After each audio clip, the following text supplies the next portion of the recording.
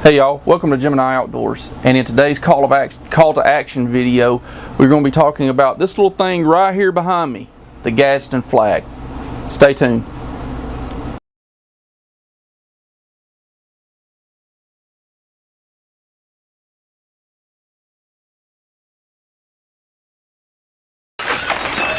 Okay, so in the last few weeks the Gadsden flag, a iconic symbol of the American Revolution, has come under attack from the EEOC for supposedly being racist. It all started from apparently a worker at a plant somewhere filed a complaint with the EEOC complaining of a co-worker who had a Gadsden flag patch on his hat, apparently. Now, apparently this person claims that the flag represents racism to him because the person who designed the original flag was a slave owner during the Revolutionary War time period. Apparently this gentleman, from what I can understand and from what I've researched, never approached this other individual about the hat. He never made a big deal about the hat until this. So it makes you wonder, especially myself. So let's get into this thing. So let's talk about the Gadsden flag. I did a lot of research on this. You can look it up for yourself. As always, I always recommend that you do your own research on things. I went to Wikipedia. It's online. Just go ahead and type in Wikipedia and you can find it yourself, or you can just type in the Gadsden flag in your search engine and it should come up. So this is from Wikipedia, and we're going to start off with the history of the Gadsden flag, okay? Now, I can't tell you, and I'm not going to tell you, what this flag represents to each and every little person. I'm only going to tell you the historical aspect of this flag, okay, to debunk it's racist type deal. People will behold things in different ways. It's called the eye of the beholder, and it's up to that person. If they decide this thing's racist, then that's on them. But to try to ban it, which I think they are trying to do, and that's what this call to action is about, is to stop the ban, because I think they're going to try to do it because it's a symbol to a lot of people, and I'm about to get into that. Let's get into the history of this flag. I'm reading out of Wikipedia. The Gadsden flag is a historical American flag with a yellow field depicting a rattlesnake coiled and ready to strike. Positioned below the rattlesnake are the words, "Don't tread on me." The flag is named after American general and statesman Christopher Gadsden, who was born in 1724 and died in 1805. Who designed it in 1775 during the American Revolution. It was used by the Continental Marines as an early motto flag along with the Moultrie flag. Contemporary uses of the Gadsden flag include political movements such as Libertarian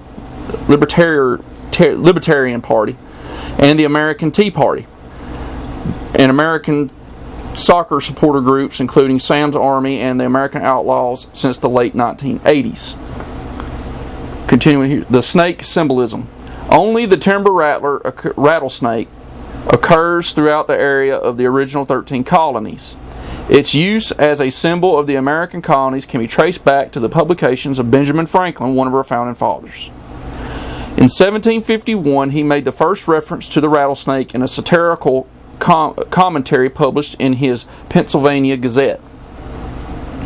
It had been the policy of Great Britain to send convicted criminals to the Americas, so Franklin suggested that they thank the British by sending rattlesnakes to England.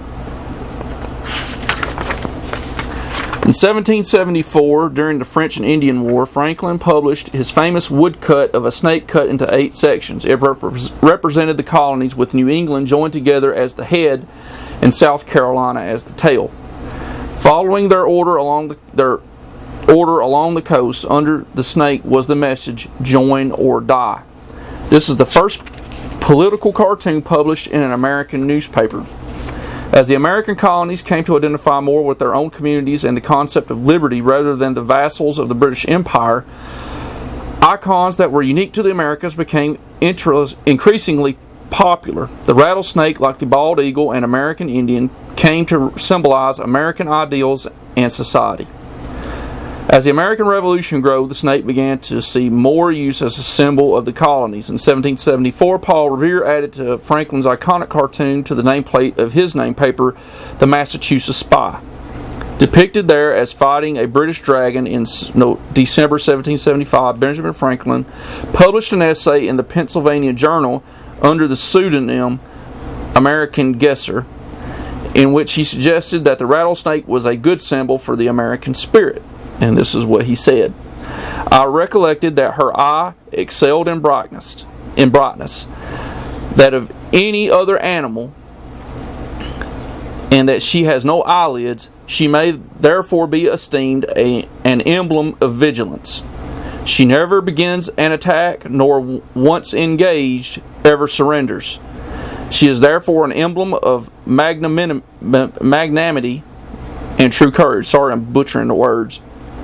As if anxious to prevent all pretensions of quarreling with her, the weapons which nature has furnished her she conceals in the roof of her mouth, so that to those who are unacquainted with her she appears to be the most defenseless animal. And even when those weapons are shown and extended for her defense, they appear weak and contemptible. But their wounds, however small, are decisive and fatal. Conscious of this, she never wounds till she has generously given notice, even to her enemy, and cautioned him against the danger of stepping on her. Was I wrong, sir, in thinking this is a strong picture of the temper and conduct of America? And that was spoken by Benjamin Franklin. The rattlesnake symbol was the first officially adopted by the Continental Congress in 1778, when it approved the design for the official seal of the War Office. At that time, and for many years thereafter, the War Office was a term associated with the headquarters of the Army. At the top center of the seal is a rattlesnake holding a banner which says, "This will defend." According to the U.S. Army's Institute of Heraldry, "This will defend" on a scroll held by a rattlesnake is a symbol depicted on some American colonial flags and signifies the Army's constant readiness to defend and preserve the United States. This design of the War Office seal was carried forward with some minor modifications into the subsequent designs for the War Department seal and the Department of the Army seal, emblem, and flag. As such, the rattlesnake symbol has been in continuous official use by the U.S. Army for over 236 years. There's a picture, by the way, of the, I don't know if you can see it, the Benjamin Franklin depiction, jointed eye. In the fall of 1775, the Continental Navy was established by General George Washington. In his role as Commander-in-Chief of all Continental forces, before Isaac Hopkins was named Commodore of the Navy began with 7 ships, often called Washington's cruisers, that flew the Liberty Tree flag, depicted in a green pine tree with the motto, "Appeal to Heaven." This is according to the October 20th, 1775 letter of Washington's aide, Colonel Joseph Reed, which is stored in the Library of Congress. The illustration on this page shows 4 flags. The one in the upper left is a common artist rendition where the motto is incorrect. The correct motto is "Appeal to Heaven," not "An Appeal to Heaven." According to the letter from Washington's aide, Caseline was a common typeface of the day used on both the Declaration of the Constitution and the Constitution, not in the sans serif typeface shown on the flag image. Those first ships were used to intercept incoming British ships carrying war supplies to the British troops in the colonies, and to both deprive the supplies to the British and to supply the Continental Army. One ship, captured by Captain John Manley, had 30,000 pairs of shoes on it. However, the Admiralty agent, demanding his 2.5% commission before he would release the cargo for Washington's army, so many soldiers marched barefoot in the snow. To aid in this, the Second Continental Congress authorized the mustering of 5 companies of Marines to accompany the Navy on their first mission. The first Marines enlisted in the city of Philadelphia, and they carried drums painted yellow depicting a coiled rattlesnake with 13 rattles and the motto, "Don't tread on me." This is the first recorded mention of the future Gadsden flag's symbolism. So that's where it came from, a group of Marines. That don't surprise me. At the Congress, Continental Colonel Christopher Gadsden, representing his home state of South Carolina, he was one of 7 members of the Marine Committee who were outfitting the first naval mission. Before the departure of that first mission in December of 1775, the newly appointed Commander-in-Chief of the Navy, Commodore Essex Hopkins, received the yellow rattlesnake flag from Gadsden to serve as a distinctive personal standard of his flagship. It was displayed at the main mast. So that was kind of his, this flag was sort of his identifier in battle. Gadsden, who presented a copy of this flag to the Congress of South Carolina in Charleston, South Carolina, this was recorded in the South Carolina Congressional Journals on February 9th, 1776. Colonel Gadsden presented to the Congress an elegant standard such as is to be used by the Commander-in-Chief of the American Navy, a yellow field with a lively representation of a rattlesnake in the middle in the attitude of going to strike, and these words underneath, "Don't tread on me." So basically it was a flag for the Navy. And this is going on to say other flags. This was the first Navy Jack. I don't know if you can see it. It has red stripes and white stripes, and it has a rattlesnake in the middle with the motto "Don't tread on me" on it. That was the first Navy Jack. I don't know if you could see that real good. I hope you did. Let's see. It was a Tea Party movement symbol.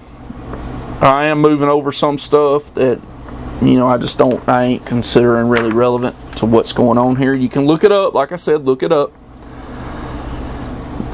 Tea Party movement symbol. I do think this is relevant. Beginning in 2009 at Tea Party rallies, the Gadsden flag has been adopted as a symbol of the American Tea Party movement. It was also displayed by members of Congress at Tea Party movement rallies. Some lawmakers have called it a political symbol because of this association. In March 2013, a resident of New Rochelle, New York, put up a Gadsden flag at the city's vacant Armory building. The city ordered its removal, fearing that the flag will be seen as political. The next month, a veterans group, the United Veterans Memorial and Patriotic Association, filed a suit against the city. Popular culture. Athletic apparel company Nike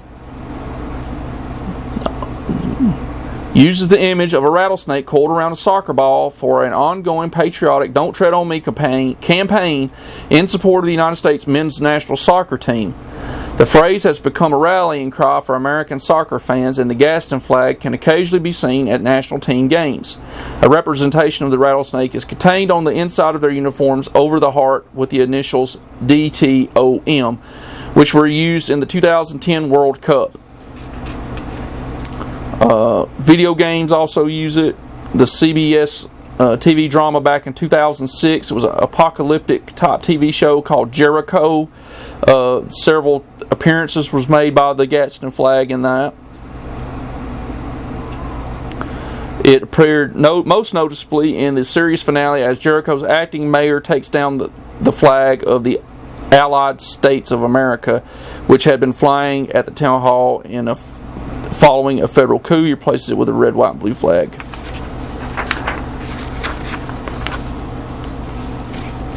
Central government with a Gadsden flag, which the previous mayor had kept framed in his office. The scene depicts a once collaborative character as finally having summoned the courage to be in open defiance against a supreme government. And that's really what the flag represents.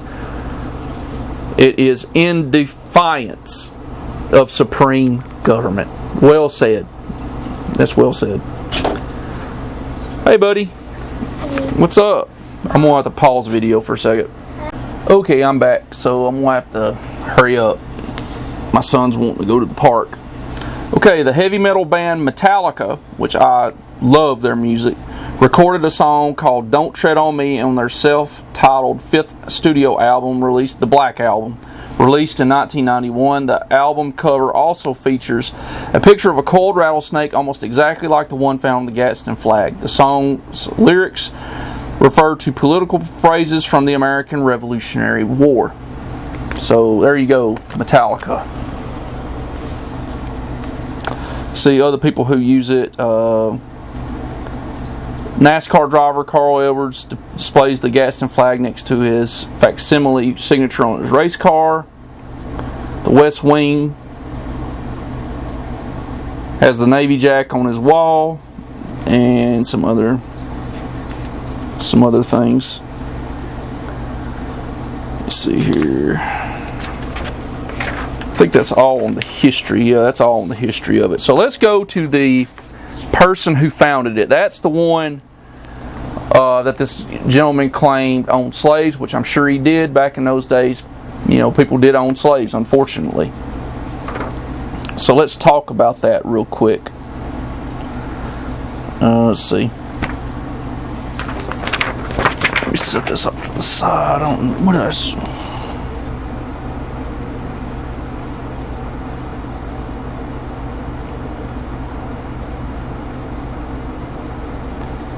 Alright, I'll just use this one instead of that one. I printed off another one, but I don't think I'm going to use it. I may use it later or something. Alright, Christopher Gadsden. Here's the gentleman who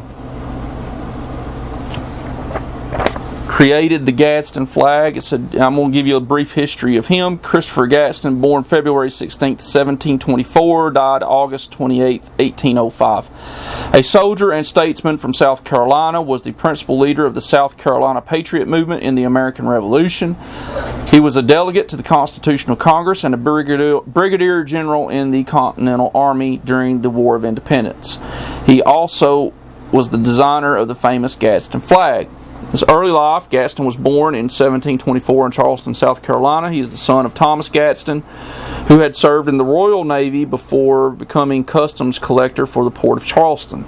Christopher was sent to school near Bristol, England. He returned to America in 1740 and served as an apprentice in a counting house in Philadelphia, Pennsylvania. He inherited a large fortune from his parents, who died in 1741. From 1745 to 1746, he served during King George's War as a pursuer on a British warship. He entered into mercantile ventures, and by 1747 had earned enough to return to South Carolina and buy back the land his father had sold because he needed the money to pay off debts. He built Benevenum Plantation House in 1750. So I guess there you go about this, owning the slaves. The French and Indian Wars. Gadsden began to rise in prominence as a merchant and patriot in Charleston. He prospered, I'm leaning over to read here, as a merchant and built the wharf in Charleston that still bears his name. He served as a captain of a militia company during the 1759 expedition against the Cherokees, which I'm part Cherokee Indian, so go figure, right? He was first elected to the Commons House of Assembly in 1757 and began a long friction with the autocratic royal governors. In 1765, the Assembly made him one of their delegates to the Stamp Act Congress in New York City, which was called to protest the Stamp Act, while his fellow delegates Thomas Lynch and John Rutledge served on committees to draft appeals to the House of Lords and Commons, respectively. Gadsden refused any such assignment since his view of Parliament had no rights in the matter. He addressed himself with outspoken support for the Declaration of Rights produced by Congress. His addresses brought him to the attention of Samuel Adams of Massachusetts, and the two began a long correspondence and friendship. Gadsden was eventually known as the Sam Adams of the South. The Revolutionary years. On his return from New York, Gadsden became one of the founders and leaders of the Charleston Sons of Liberty. He had risen to the rank of lieutenant colonel in the militia. He was elected as a delegate to the First Continental Congress in 1774 and the Second Continental Congress in the following year. He left Congress early in 1776 to assume command of the 1st South Carolina Regiment in the Continental Army and to serve in the Provincial Congress of South Carolina. In February 1776, South Carolina President John Rutledge named him a brigadier general in charge of the state's military forces. As the British prepared to attack Charleston, Major General Charles Lee ordered outlying positions abandoned. Rutledge and his local officers disagreed. A compromise was reached, and William Moultrie prepared the defenses on Sullivan's Island. Gadsden paid for and his regiment built a bridge that would allow their escape if the position was threatened. The British attack was repulsed. In 1778, Gadsden was a member of the South Carolina Convention that drafted a new state constitution, and that same year he was named lieutenant governor to replace Henry Lawrence, who was away at the Continental Congress. He would serve in that office until 1780. Actually, for the first year and a half of his office, he was called the Vice President of South Carolina. But when the new constitution was adopted, the title was changed to the modern usage. When the British laid siege to Charleston in 1780, John Rutledge, as president of the council, fled to North Carolina to ensure a government in exile. Should the city fall, Gadsden remained, along with Governor Rawlins Lowndes. General Benjamin Lincoln surrendered the Continental Army garrison on May 12th to General Sir Henry Clinton. At the same time, Gadsden represented the civil government and surrendered the city. He was sent on parole to his Charleston house. He later went on to become a prisoner of war. Apparently, he was sent to. All the prisoners were sent by ship to St. Augustine, Florida, apparently a colony of the British at the time, I believe. When they arrived, Governor Towne offered the freedom of the town if they would give their parole. Most accepted, but Gadsden refused, claiming that the British had already violated one parole, that they weren't going to take him out of house rule or house parole, which apparently General Cornwallis did. And he said he could not give his word to a false system. As a result, he spent 42 weeks in solitary confinement in a prison room at the old Spanish fortress of Castillo de San Marcos. When they were finally released, in 1781, they were sent by a merchant ship to Philadelphia. Once there, Gadsden learned of the defeat of Cornwallis' subordinate Bannister Tarleton at Cowpens and Cornwallis' subsequent movement to Yorktown. Gadsden hurried home to help the restoration of South Carolina's civil government. Later in life, Gadsden was returned to the State House of Representatives, then meeting in Jacksonboro at his session. Governor Randolph, de facto President Rutledge, both surrendered their offices. Gadsden was elected as the governor, but he felt like he had to decline that because his health was still impaired from his imprisonment. And since an active governor was needed, since the British had not yet given up in Charleston, in 1782, John Matthews became new governor. So he knew he was in failing health, kind of like Clinton, I guess, in a way, and decided that, you know what, they needed a healthy governor. How about that? Somebody didn't think about themselves for a change. Let's see, Gadsden was also a member of the state convention, in 1788 and voted for the ratification of the United States Constitution. He died from an accidental fall on August 28, 1805 in Charleston and is buried there. Gadsden was married 3 times, had 4 children by his second wife. The Gadsden Purchase of Arizona was named for his grandson, James Gadsden.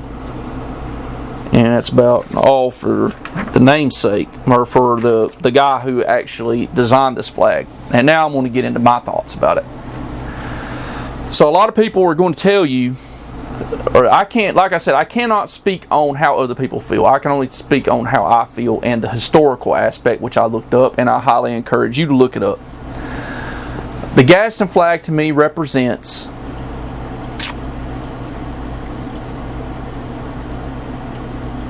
a resistance to overreaching government. It's a symbol. It's a powerful symbol, and people in office know that. There's a lot of progressive globalists out there who know that, and symbols can be a big thing, and that's why I think they want to declare this thing racist. And if we go by that same mindset, that same train of thought, then we would have to eliminate so many other things, such as the American flag, because George Washington, Thomas Jefferson, a lot a lot of our founding fathers were slave owners. And yet at the same time that they were slave owners, they recognized and they writ into the Constitution the language that would eventually free the slaves. So we have to look at it as a double-edged sword. Yes, people back then owned slaves, but a lot of them decided that they wanted to write that language into the Constitution that all men were created equal, and or not in the Constitution, in the Declaration of Independence, excuse me, and in the Constitution as well. But they wrote that language in there in order to right a wrong, in my opinion. And if we go along that train of thought, like I said, so many things could be considered racist by that. And I just think it's somebody trying to make a political point. I don't think it's actually somebody who really... Like I said, if somebody was that offended by something, would they not... I mean, I know if I was offended by something, I would go to the person that's wearing it or whatever and be like, hey, that offends me, and then have a conversation about it. Instead, this guy apparently just went to the EEOC straight off the bat. So it kind of makes me think, and it's just my speculation, that this is more of a political thing than it is a actual something that offends someone. That's my opinion of it. Let me get a drink of water real quick.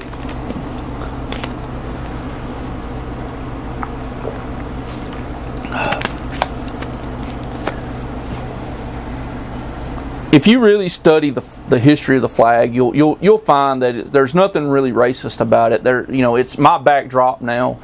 I'm not sure, if YouTube or places like that are going to make me take it down because it could be racist, or whatever.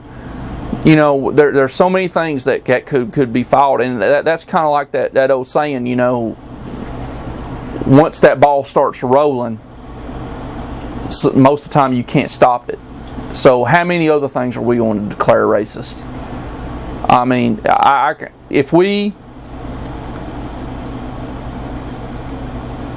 got offended by rap songs, and a lot of people do get offended by rap songs, could we label that as offensive? I mean, people would absolutely flip their lid. Heavy metal songs, even mentioned it as part of the Gadsden flag. That the Gadsden flag inspired a little bit of heavy metal music.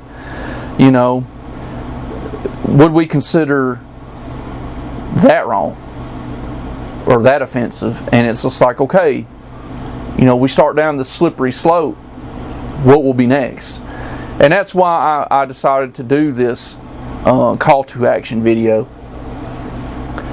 I just think it's ridiculous. I think that people need to grow a spine, need to grow some thick skin, need to realize that it might not mean what you think it means. Maybe you ought to do some research on it a little bit more than just seeing somebody, the fact that the guy that designed it owned slaves. I mean, there's... You can do better, I think. I think you can do better than just that. I mean, I haven't, heard or seen anything personally in my research of this flag that indicates that it has been used for any type of racist thing. Now, I can understand a Confederate flag. I can't understand it being viewed as being racist. I can understand that. That's why you'll never see a Confederate flag in Gemini Outdoors, other than as a historical type deal. If I ever did use it, it would be a historical showing. Maybe if I got to speaking on the Civil War or something like that, I would. I'm doing a video, okay? That's my son. He just walked in the door. Do you need something, buddy?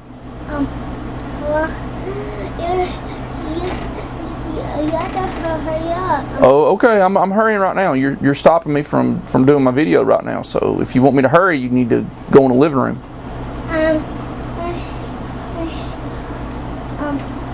Well, like, bye. Bye. Wait. Can you get your high five on the wheel? Oh, you want me to give you a high five? There you go. I'll be out there in a minute, okay? Okay, this is so fast. I am, I'm trying. Yeah, I'm gonna have to hurry up. Okay, so that's the reason I want to do this call to action. Is I think it's just a political thing that's going on, and like I said, I can understand if it's a Confederate flag or whatever that people view as racist, or like if it was a swastika or something like that. You know, symbols are a powerful thing, and sometimes they can be hijacked. And I think in this instance, that's what is going on with the EEOC. They want to hijack the Gadsden flag, which is a symbol of hope and defiance for so many out there, including myself, who sees that as defiance to government overreach. And I just want you to write your congressman if you haven't. I'm planning on writing my congressman here very soon. Send them an email. I've done several correspondence with them, and I can say that they've actually read what I've written. I've gotten responses back from them through email and through actual letters. But write your congressman and tell them that we ain't gonna put up with that. They want to label certain things racist that really have no history of being racist. And we have to deal with that. So let's keep that in mind, and and like I said, definitely call your congressman, talk about it, and that's how we stop stuff like this from happening, and from taking away and detracting from what a symbol actually means. So and distorting it. They're trying to distort the Gadsden flag, and we need to stop that. So. Like I said, please subscribe. I really need the subscribers right now. If you are watching this video, I don't get very many views on these kinds of videos. But if you do view it, if you're not already subscribed, please subscribe. That helps me know that my message is getting out there and that people are hearing it, and whether you agree with it or not, And feel free to comment in the comment section about how you feel about the Gadsden flag and about all the stuff that's going on with it. And we'll catch you on the next video. See ya.